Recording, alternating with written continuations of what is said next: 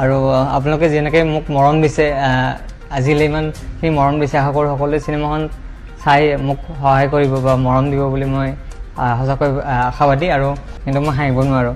গৰম পানী ফ্লাক্স থাকে লগত পানী খাওঁ তথাপি নোৱাৰোঁ মানে এই নোলায় মানে তাৰপিছত মই যেতিয়া ভাগৰি পৰিলোঁ লাষ্টত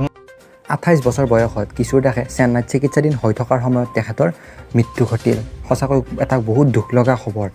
এজন অসমীয়া যুৱ অভিনেতা তেখেতৰ অভিনয়ে সকলোকে মন্ত্ৰমুগ্ধ কৰিছিল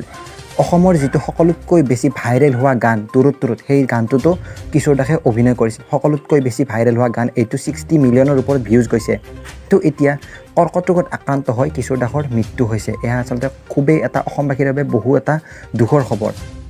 আৰু কিশোৰ দাসে শেহতীয়াকৈ এখন চিনেমাত অভিনয় কৰিছিল আৰু সেই চিনেমাখনো মানুহক চাবলৈ দিছে আৰু লগতে কিশোৰ দাসে শেহতীয়াকৈ অসমবাসীক উদ্দেশ্যি কিনো ক'লে আমি সম্পূৰ্ণ ভিডিঅ' ক্লিপটো চাই লওঁ আহক গম পাই অসমবাসী ৰাইজে মই যে আৰু এইকাৰণে মোৰ ট্ৰিটমেণ্ট চলি আছে বম্বেত আৰু চিনেমাখনৰ প্ৰমোচনত মই অলপ নিজে থাকিব পালে নিজক সঁচাকৈ সুখী হ'লোহেঁতেন আপোনালোকৰ লগত ডাইৰেক্টলি এটাচ হ'লো হয় বা সকলোকে লগ পালোঁ ভাল লাগিলেহেঁতেন কিন্তু আজি এই মই বিশেষ অসুবিধাৰ কাৰণে আপোনালোকৰ মাজত আজি নাই কিন্তু একো নাই আপোনালোকে চিনেমাখন চাব কাৰণ এখন মোৰ অসুস্থ হোৱাৰ শেষ ছবি আছিল মানে লাষ্ট চিনেমা কৰিছিলোঁ এইখন আৰু চিনেমাখনৰ বহুতখিনি মমেণ্ট মোৰ এতিয়াও মনত আছে বহুত ভাল লাগে কাৰণ চিনেমাখন যেতিয়া আমি কৰিছিলোঁ মাজতে লকডাউন দুবাৰ পালোঁ আমি সেই লকডাউনত মানে এনেকুৱা কিছুমান পৰিস্থিতি হৈছে মোৰ কাপোৰ চাপোৰ কণ্টিনিউটিৰ কাৰণে বহুত মানে প্ৰব্লেম পাইছিলোঁ কিন্তু কাৰণ ঘৰত মানে লকডাউনৰ সময়ত ক'ত কাপোৰ ক'ত গৈছে ঠিকনা নাই ইভেন মই নিজকে বডি মেইনটেইন কৰাৰ কাৰণে ছেইম লুকছ ৰখাৰ কাৰণে বহুত মেইনটেইন কৰিছিলোঁ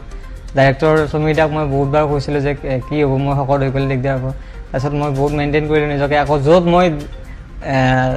দাঢ়ি চুলি কাটিছিলোঁ আকৌ ছেইম লকডাউনৰ পিছত আকৌ তাত গৈ আকৌ ছেইম লুকছৰ কাৰণে আকৌ গৈছোঁ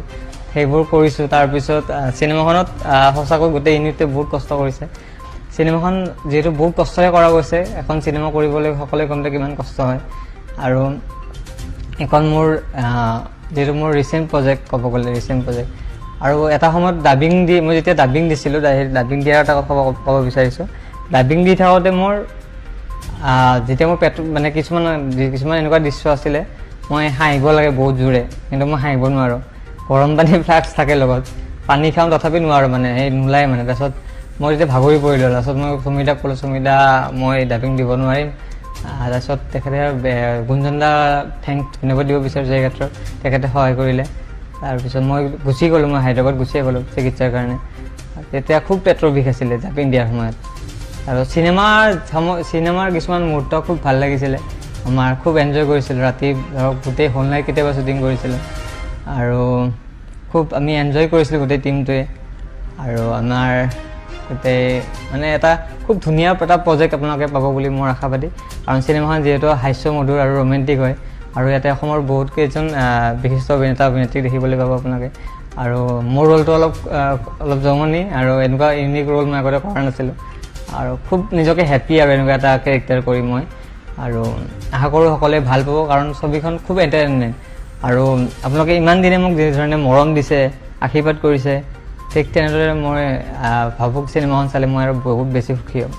ধন্যবাদ